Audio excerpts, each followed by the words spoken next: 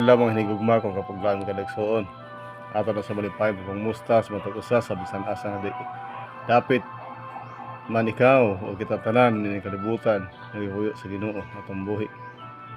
Ato sa pasalamatan usab sa lahi gayon diin kita magmarandong siyang pulong pinaagi sa mensahe sa matuoran. Ang balaang kasulatan nagatudlo kanato sa pagkahibalo niini sa kamatuoran nagauluhan ang kahulugan sa takna sa paghukom. Kaya ang Ginoo nagpahinumduman diya sa Mateo Kapitulo 6, versikulo 33. Mayonahan niya pagpangita ang gikariyan sa Dios ug iyang pagkamatarong ginamang butanga ikadugang. Ang katapusang libro sa Biblia, ang pinadayag naghulagway sa katapusan sa dugay ng dakong away, tali sa maayo ug daotan. Kaya ang kaaway nga mao si Lucifer, ang rebelde nga manulunda nanaway sa hustisya, kaangayan ug kaalam sa atong buhi nga Dios, iyang giangkon nga ang Dios dili makiangayon o dili matarong sa paagi sa iyang pagdumala sa universo.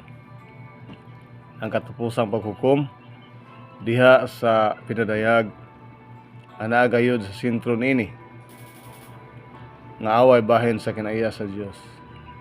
Mabasa kini diha sa pinadayag 14 versikulo 7 nga nagaingon, kadloki ang Dios ug inyong ihatag kadto kaniya ang himaya kay ang takna siyang paghukom niabot na ug simbahan ninyo siya nga may nagbuhat sa langit ug sa yuta, sa dagat ug sa mga tuburan sa tubig. Anong importante mahingdanon man kaayo mahuman gayud sa pagpahibalo kanato bahin sa ebanghelyo nga walay katapusan. Ang haunang mensahe sa unang manununda nagsulti bahin sa paghukom sa Dios. Paghukom sa Dios unsay kalabutan sa ebanghelyo nga walay katapusan ngadto sa paghukom sa Dios.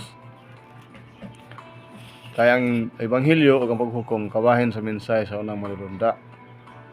Nabulag sa pagdugtong kung wala ang ebanghelyo nga walay katapusan. Wala unta kitay paglaom. Panahon sa paghukom gani sumala sa atong nakita o makita ang ebanghelyo nga walay katapusan, mao gayud ang atong bugtong paglaom diha sa paghukom. Walay kapangutana nga bahin sa sulod sa ebanghelyo mao ang pagpahibalo bahin sa paghukom. Nining paghukom kapag laom ka igsuon ang wala mahulog nga mga kalibutan, makita nga gibuhat sa Dios ang tanan nga iyang mahimo aron pagluwas sa matag usa ka tawo. Kini nga paghukom magpadayag sa hustisya ug kaluoy sa Dios. Nagsulti kini og usa ka butang bahin sa iyang gugma ug balaod.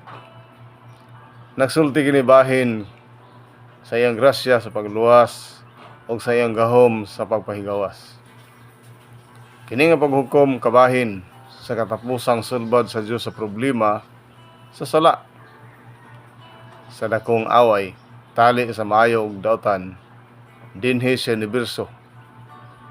Gitubag sa Dios ang mga sumbong sa kaaway nga mao ang yawa o Satanas didto sa krus.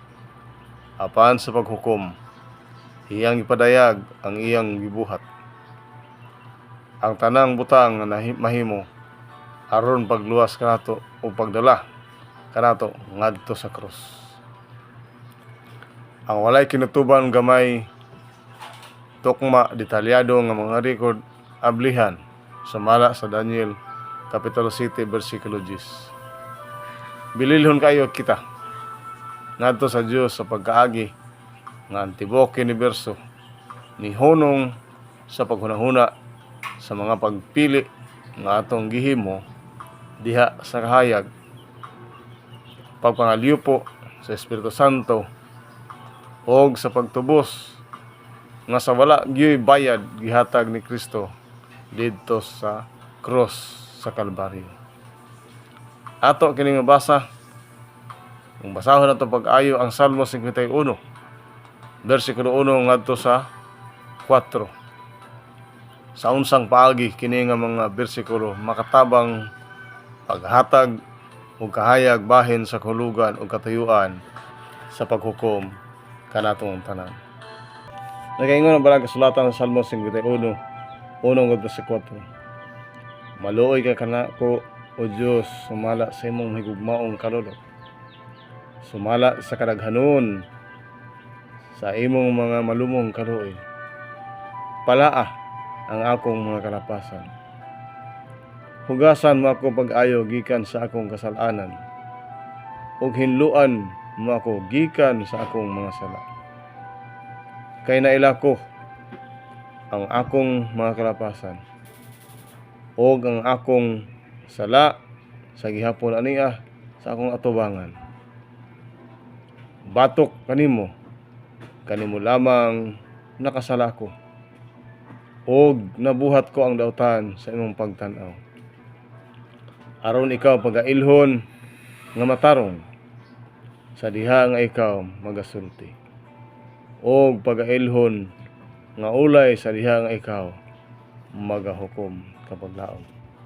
Mga kaigsuonan, usa kini kapag kinuoy sa matag usa, unta kita makahinuklog o magadawat sa mga pulong sa Ginoo pahimangno, sama kang David nga nagabati na makakasala usab. Kitang tanan ning kalibutan ang igsuon, ani ini nga kahimtang. Kaya ang kaaway kanunay nagahimo sa ato sa mga tentasyon o paglimbong sa atong mga kinabuhi. Ang matag usa gipanumduman nato ning adlaw diya sa Salmo 51, 1-4 nga magapakiluoy kay doon natin daghang sala ug hugasan kita pag-ayo. Atong ipahinumdom sa atong kinabuhi. Paila nato nga kita daghang sala, diha lamang kita nakasala kaniya kapag laom nga laigsoon. God bless sa matag usa. Maayong adlaw.